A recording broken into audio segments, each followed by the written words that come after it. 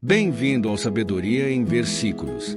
Aqui, mergulhamos nas Sagradas Escrituras, trazendo a Palavra de Deus em uma experiência imersiva e reflexiva. Prepare-se para essa jornada de fé e conhecimento. Vamos à leitura de hoje. Romanos 1. Versículos de Romanos 1, do livro de Romanos da Bíblia. Paulo, servo de Cristo Jesus, chamado para ser apóstolo, separado para o Evangelho de Deus, o qual foi prometido por ele de antemão por meio dos seus profetas nas Escrituras Sagradas, acerca de seu filho, que, como homem, era descendente de Davi, e que mediante o Espírito de Santidade foi declarado Filho de Deus com poder, pela sua ressurreição dentre os mortos, Jesus Cristo, nosso Senhor. Por meio dele e por causa do seu nome, recebemos graça e apostolado para chamar dentre todas as nações um povo para a obediência que vem pela fé. E vocês também estão entre os chamados para pertencerem a Jesus Cristo. A todos os que em Roma são amados de Deus e chamados para serem santos.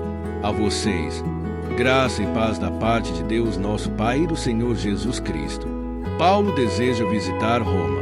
Antes de tudo, sou grato a meu Deus, mediante Jesus Cristo, por todos vocês, porque em todo o mundo está sendo anunciada a fé que vocês têm. Deus, a quem sirvo de todo o coração pregando o Evangelho de seu Filho, é minha testemunha de como sempre me lembro de vocês, em minhas orações, e peço que agora, finalmente, pela vontade de Deus, me seja aberto o caminho para que eu possa visitá-los. Anseio vê-los, a fim de compartilhar com vocês algum dom espiritual, para fortalecê-los, isto é, para que eu e vocês sejamos mutuamente encorajados pela fé.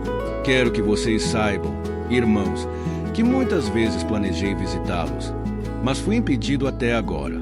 Meu propósito é colher algum fruto entre vocês, assim como tenho colhido entre os demais gentios. Sou devedor tanto a gregos como a bárbaros, tanto a sábios como a ignorantes. Por isso estou disposto a pregar o Evangelho também a vocês que estão em Roma. Não me envergonho do Evangelho, porque é o poder de Deus para a salvação de todo aquele que crê, primeiro do judeu, depois do grego. Porque no Evangelho é revelada a justiça de Deus, uma justiça que do princípio ao fim é pela fé, como está escrito: o justo viverá pela fé. A ira de Deus contra o pecado. Portanto, a ira de Deus é revelada dos céus contra toda impiedade e injustiça dos homens que suprimem a verdade pela injustiça. Pois o que de Deus se pode conhecer é manifesto entre eles, porque Deus lhes manifestou. Pois desde a criação do mundo os atributos invisíveis de Deus, seu eterno poder e sua natureza divina, têm sido vistos claramente, sendo compreendidos por meio das coisas criadas, de forma que tais homens são indesculpáveis. Porque, tendo conhecido a Deus, não o glorificaram como Deus, nem lhe renderam graças, mas os seus pensamentos tornaram-se fúteis e o coração insensato deles obscureceu-se. Dizendo-se sábios, tornaram-se loucos, e trocaram a glória do Deus imortal por imagens feitas segundo a semelhança do homem mortal, bem como de pássaros, quadrúpedes e répteis. Por isso Deus os entregou à impureza sexual, segundo os desejos pecaminosos do seu coração, para a degradação do seu corpo entre si. Trocaram a verdade de Deus pela mentira, e adoraram e serviram a coisas e seres criados, em lugar do Criador, que é bendito para sempre. Amém. Por causa disso Deus os entregou a paixões vergonhosas. Até suas mulheres trocaram suas relações sexuais naturais por outras, contrárias à natureza. Da mesma forma, os homens também abandonaram as relações naturais com as mulheres e se inflamaram de paixão uns pelos outros. Começaram a cometer atos indecentes, homens com homens, e receberam em si mesmos o castigo merecido pela sua perversão. Além do mais, visto que desprezaram o conhecimento de Deus, ele os entregou a uma disposição mental reprovável, para praticarem o que não deviam. Tornaram-se cheios de toda sorte de injustiça, maldade, ganância e depravação. Estão cheios de inveja, homicídio, rivalidades, engano e malícia. São bisbilhoteiros, caluniadores, inimigos de Deus, insolentes, arrogantes e presunçosos. Inventam maneiras de praticar o mal, desobedecem a seus pais. São insensatos, desleais, sem amor pela família, implacáveis.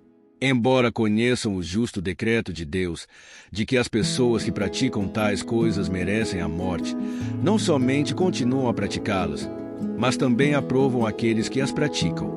Romanos 2, versículos de Romanos 2, do livro de Romanos da Bíblia. O justo julgamento de Deus. Portanto, você que julga os outros é indesculpável, pois está condenando você mesmo naquilo em que julga, visto que você, que julga, pratica as mesmas coisas. Sabemos que o juízo de Deus contra os que praticam tais coisas é conforme a verdade.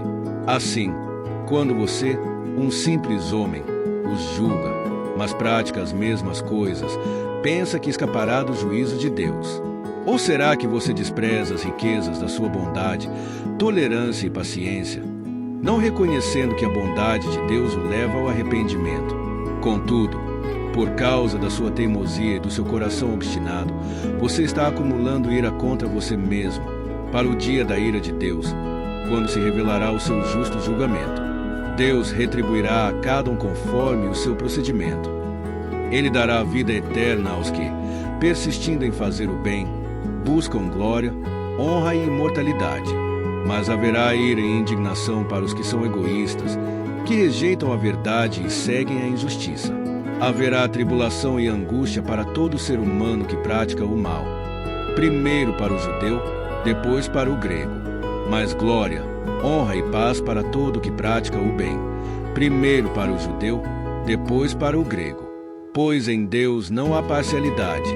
Todo aquele que pecar sem a lei também perecerá, e todo aquele que pecar sob a lei, pela lei será julgado. Porque não são os que ouvem a lei que são justos aos olhos de Deus, mas os que obedecem à lei, estes serão declarados justos. De fato, quando os gentios, que não têm a lei, praticam naturalmente o que ela ordena, tornam-se lei para si mesmos, embora não possuam a lei, pois mostram que as exigências da lei estão gravadas em seu coração. Disso dão testemunho também a sua consciência e os pensamentos deles, ora acusando-os, ora defendendo-os. Isso tudo se verá no dia em que Deus julgar os segredos dos homens, mediante Jesus Cristo, conforme o declara o meu Evangelho. Os judeus e a lei. Ora, você leva o nome de judeu, apoia-se na lei e orgulha-se de Deus. Você conhece a vontade de Deus e aprova o que é superior, porque é instruído pela lei. Você está convencido de que é guia de cegos, luz para os que estão em trevas, instrutor de insensatos, mestre de crianças, porque tem na lei a expressão do conhecimento e da verdade. E então, você, que ensina aos outros, não ensina a você mesmo. Você, que prega contra o furto, furta. Você, que diz que não se deve adulterar, adultera.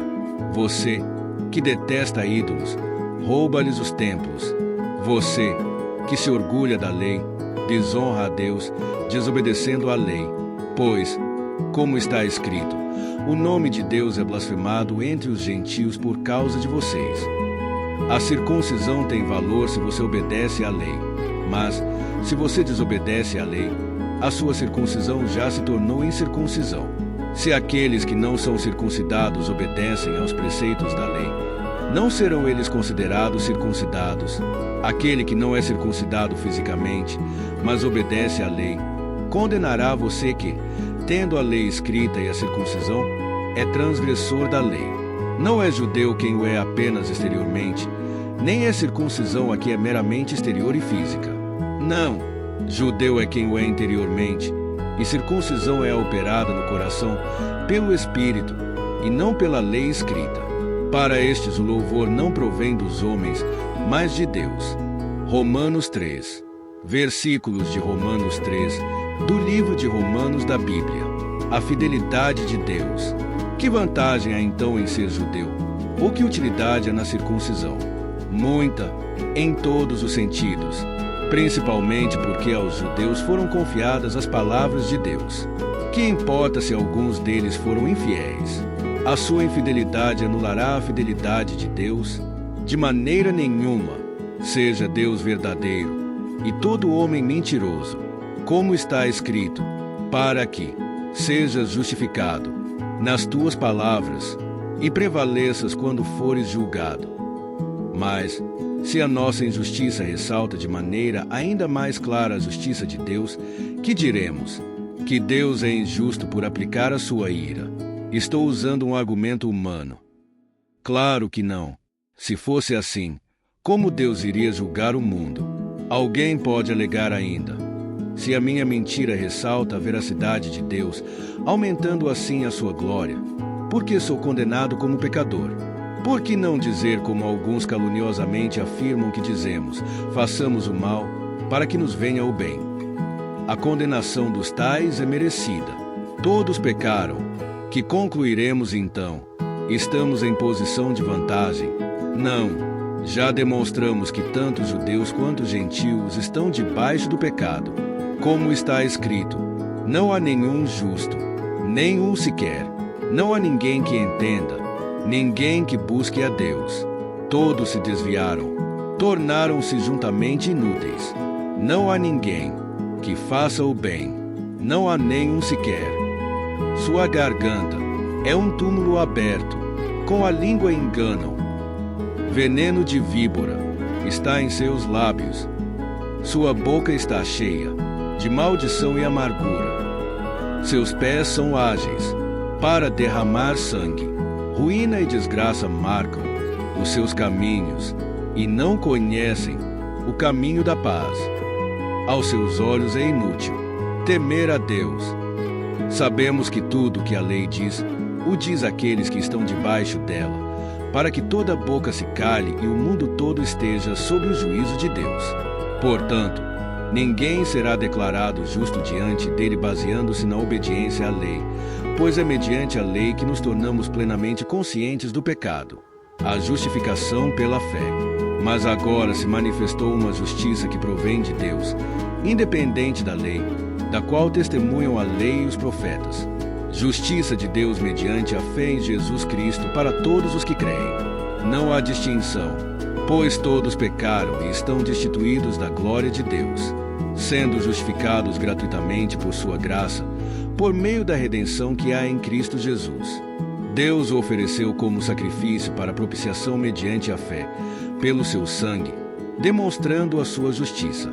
Em sua tolerância, havia deixado impunes os pecados anteriormente cometidos, mas, no presente, demonstrou a sua justiça, a fim de ser justo e justificador daquele que tem fé em Jesus. Onde está, então, o motivo de vanglória? É excluído. Baseado em que princípio? No da obediência à lei? Não, mas no princípio da fé.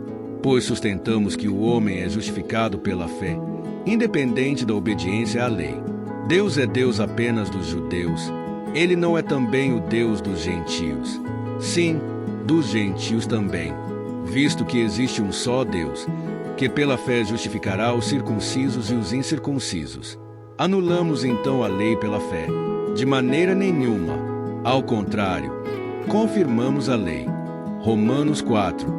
Versículos de Romanos 4, do livro de Romanos da Bíblia. Abraão foi justificado pela fé. Portanto, que diremos do nosso antepassado Abraão? Se de fato Abraão foi justificado pelas obras, ele tem do que se gloriar, mas não diante de Deus.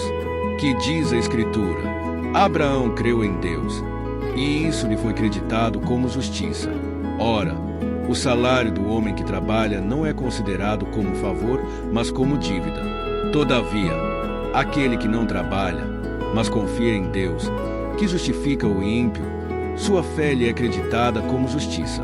Davi diz a mesma coisa, quando fala da felicidade do homem a quem Deus acredita justiça independente de obras. Como são felizes aqueles que têm suas transgressões perdoadas, cujos pecados são apagados. Como é feliz aquele a quem o Senhor não atribui culpa. Destina-se essa felicidade apenas aos circuncisos ou também aos incircuncisos? Já dissemos que, no caso de Abraão, a fé lhe foi creditada como justiça. Sob quais circunstâncias? Antes ou depois de ter sido circuncidado? Não foi depois, mas antes. Assim ele recebeu a circuncisão como sinal, como selo da justiça que ele tinha pela fé, quando ainda não fora circuncidado. Portanto, ele é o pai de todos os que creem, sem terem sido circuncidados, a fim de que a justiça fosse creditada também a eles. E é igualmente o pai dos circuncisos, que não somente são circuncisos, mas também andam nos passos da fé que teve nosso pai Abraão antes de passar pela circuncisão. Não foi mediante a lei que Abraão e a sua descendência receberam a promessa de que ele seria herdeiro do mundo, mas mediante a justiça que vem da fé. Pois, se os que vivem pela lei são herdeiros, a fé não tem valor e a promessa é inútil, porque a lei produz a ira, e onde não há lei, não há transgressão. Portanto, a promessa vem pela fé, para que seja de acordo com a graça e seja assim garantida a toda a descendência de Abraão, não apenas aos que estão sob o regime da lei, mas também aos que têm a fé que Abraão teve. Ele é o pai de todos nós. Como está escrito, eu o constituí pai de muitas nações. Ele é nosso pai aos olhos de Deus, em quem creu, o Deus que dá vida aos mortos e chama à existência coisas que não existem, como se existissem. Abraão, contra toda esperança, em esperança creu, tornando-se assim pai de muitas nações, como foi dito a seu respeito, assim será a sua descendência. Sem se enfraquecer na fé, reconheceu que o seu corpo já estava sem vitalidade, pois já contava cerca de 100 anos de idade, e que também o ventre de Sara já estava sem vigor. Mesmo assim não duvidou nem foi incrédulo em relação à promessa de Deus, mas foi fortalecido em sua fé e deu glória a Deus, estando plenamente convencido de que ele era poderoso para cumprir o que havia prometido. Em consequência, isso lhe foi creditado como justiça. As palavras lhe foi creditado não foram escritas apenas para ele, mas também para nós, a quem Deus creditará a justiça, a nós, que cremos naquele que ressuscitou dos mortos a Jesus, nosso Senhor. Ele foi entregue à morte por nossos pecados e ressuscitado para nossa justificação.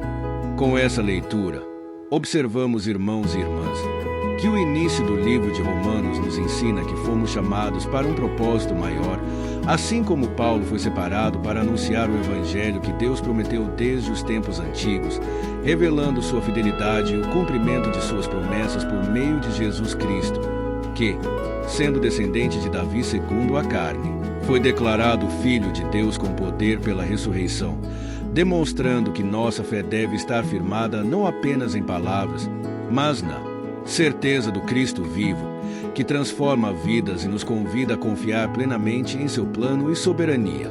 Obrigado a todos que chegaram até aqui.